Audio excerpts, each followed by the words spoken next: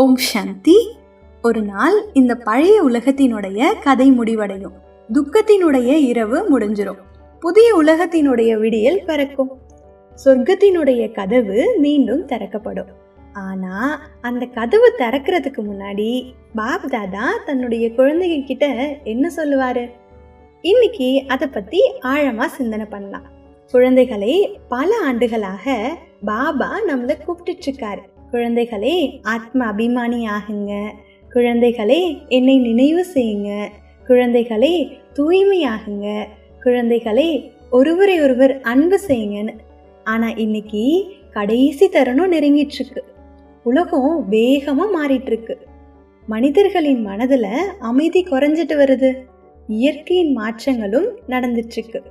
இந்த நேரத்துல பாப் தாதா தன்னுடைய குழந்தைகளை அன்போடு பார்த்து மெதுவாக சொல்றாரு, குழந்தைகளே, இப்போது வீட்டிற்கு திரும்பும் நேரம் நெருங்கி கொண்டிருக்கிறது. ஒரு ஸ்டூடெண்ட் இருக்காரு, வருஷம் முழுசா படிச்சுட்டு கடைசியில எக்ஸாமுக்கு தயாராகிறது மாதிரி நாம கூட இப்போ இறுதி நேரத்துல இருக்கோம். இந்த நேரத்துல பாபா கேட்கறது ஒன்னே ஒண்ணுதான். பணம் இல்லை, புகழ் இல்லை, பதவி இல்லை. குழந்தைகளே, உங்களுடைய இதயத்தை எனக்கு கொடுத்துருங்க. அதாவது மனசார என்ன மட்டும் நினைவு செய்யுங்கன்னு சொல்றாரு.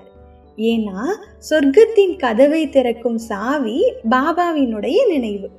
நம்மளுடைய இதயம் முழுவதும் பாபா கூட இணைஞ்சிருக்கும் போது எந்த மாயாவும் நம்மளை வெல்ல முடியாது, ஏன் தொடக்கூட முடியாது. பாபா திரும்ப சொல்றாங்க, குழந்தைகளே, கடந்த காலத்தை விட்டுடுங்க. உங்களை காயப்படுத்தியவர்களை மன்னிச்சிருங்க. உங்கள் பழைய பலகீனங்களை விட்டுடுங்க.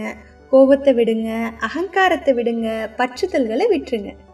ஏன்னா புதிய உலகத்துக்குள்ள பழைய சுமைகளை எடுத்துட்டு போக முடியாது.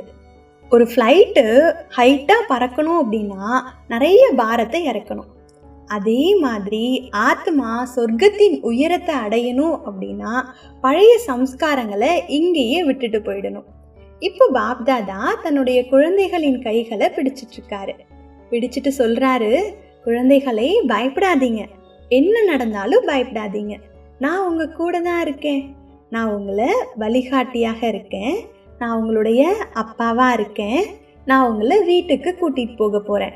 இந்த வார்த்தைகள் வெறும் ஆறுதல் வார்த்தை இல்லை, இது பரமாத்மாவினுடைய வாக்குறுதி. உலகம் மாறலாம், சூழ்நிலைகள் மாறலாம், ஆனா பரமாத்மாவோட அன்பு மட்டும் எப்பவுமே மாறாது. அப்புறம் பாபா தன்னுடைய குழந்தைகள் கிட்ட கடைசியா ஒரு கேள்வி கேட்கிறாரு, குழந்தைகளே, நீங்கள் தயாரா? உங்களுடைய மனம் தூய்மையாக இருக்கிறதா? உங்களுடைய நினைவு என்னுடன் இருக்கிறதா? உங்களுடைய அன்பு முழுவதும் என்னிடம் இருக்கிறதா?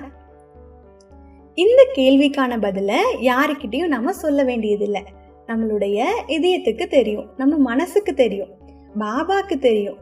இப்போ ஒரு அழகான காட்சி. பழைய உலகத்தினுடைய இரவு முடிகிறது. வானம் பொன்னிறமாக மாறுகிறது. தூய ஆத்மாக்கள் பாபாவின் ஒளியில் நிற்கிறார்கள்.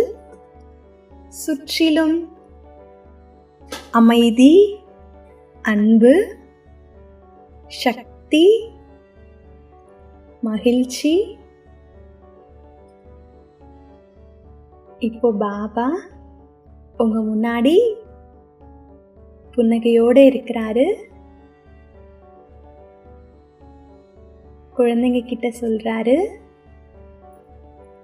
குழந்தைகளே, நீங்கள் மிகவும் நன்றாக முயற்சி செய்கிறீர்கள்.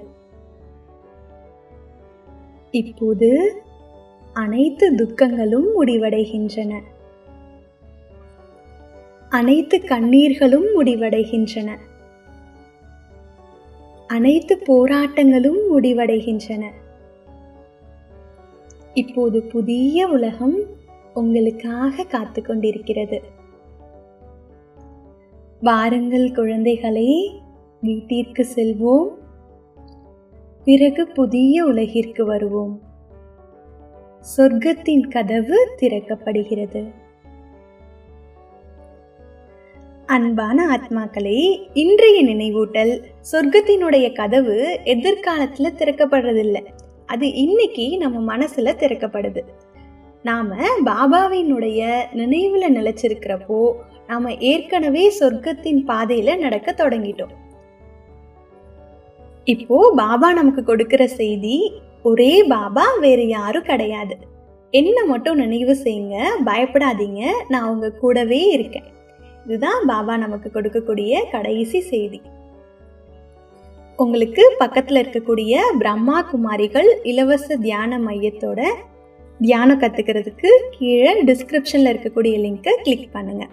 தேங்க்யூ. ஓம் சாந்தி.